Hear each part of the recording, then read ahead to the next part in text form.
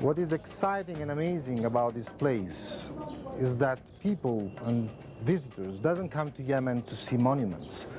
They come to Yemen to see Yemen, the daily life, the people, how they live, how they eat, how they market, the villages, the marketplace, the valleys, the nature. Till this decade, it wasn't easy for foreigners to visit Yemen. In fact, it was only 60 years ago that the first Westerners even saw this valley. But today you can fly to the Wadi Hadramaut or drive there along the desert route followed by the ancient spice caravans. And the Hadramaut is spectacular, a 200-kilometre-long splash of green surrounded by barren hills. Almost every cliff shelters a village, and every village is surrounded by palm trees.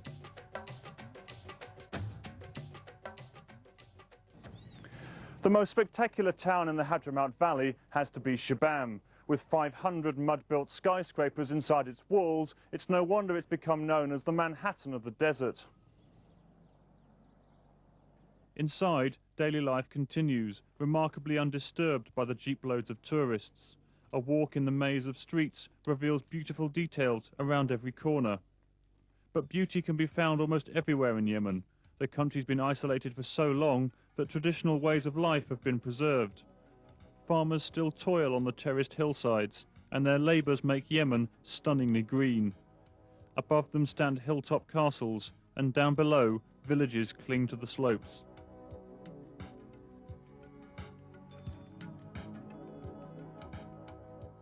But if Yemen is a mix of stunning landscapes and ancient cities, it's also becoming known as kidnap country. The mountain villages are very poor, and taking foreigners hostage is a good way to lobby the government for more resources. There have been 7 incidents so far this year, but most of them have involved foreigners resident in the country, not tourists. Relative to the number of visitors, they're rare, and every case so far has been resolved peacefully. Travellers with reputable agencies and those moving around independently are unlikely to get into trouble as long as they behave sensibly. And in overall terms, Yemen is a very safe place to visit. Because the country was hidden for centuries and centuries, it came into the modern world intact, but even pure. So people are so kind and so nice, and they are really happy to welcome anybody who wants to visit their country here. Tourist facilities tend to fall at one end of the scale or the other. There's little middle ground. The capital, Sanaa, has 2 luxury hotels, where rates run to $200 a night. Or if you wanted to try something a bit more Yemeni, you could try somewhere like this, in the heart of the old city, costing only $9 a night. There are several tower house hotels in the old city. They're generally simple but clean, and the views from the hotel windows are fabulous. In the morning, step out into the market to join the bustle, watch the craftsmen at work. You can have your keys cut, and even a whole lock made while you wait. And contrary to what many tourists believe, there's plenty of good food in Yemen, particularly in the newer part of town. This is fast food Yemeni style, noisy and frantic, but the results are mouth-watering. Yemenis have a passion for spectacular buildings, and they don't get more spectacular than the former Imam's palace. Perched high on a rock, it towers over the valley of Wadi Dar. The views of the cliffs all around and the green valley floor were almost made for photography. The palace is close to the capital, but to go further afield you have 2 options: to be part of an organised group or go independently. In the countryside, tourists usually travel in 4-wheel drive jeeps, necessary because of the steep hills and the rough and ready road surfaces. But it's quite possible to explore the country at your own speed. Yemen is still a difficult country to get around, but it's not impossible. I think it's fairly easy to get about.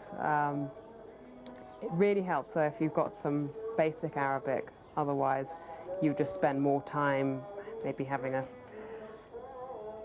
disagreements over prices, or you don't making sure that you're going to the right place. Apart from that, it's very easy. Travelling independently allows you to stay off the tourist track, and one place which is seldom visited but is well worth some time is Aden.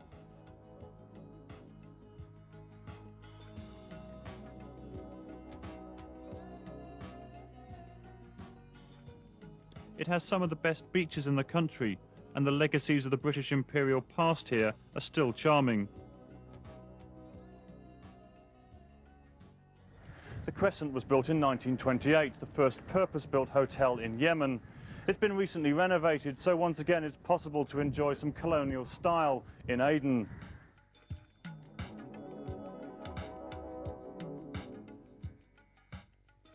You can even spend a night in the royal bedroom, where Queen Elizabeth stayed in the 1950s. It hasn't changed much since then, although the bedside reading is probably a little different. Between Aden and Sanaa is Taiz. Even though it's the commercial heart of the north, it still has a laid-back feel. The 13th century Ashrafia Mosque overlooks the whole city.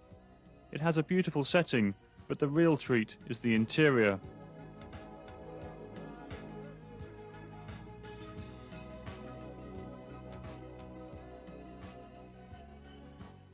Yemen is a beautiful country, and though more tourists arrive each year, it still feels unspoilt.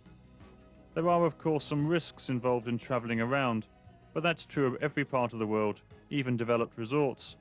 But taken in context, and if visited sympathetically, Yemen will remain one of the world's most remarkable destinations.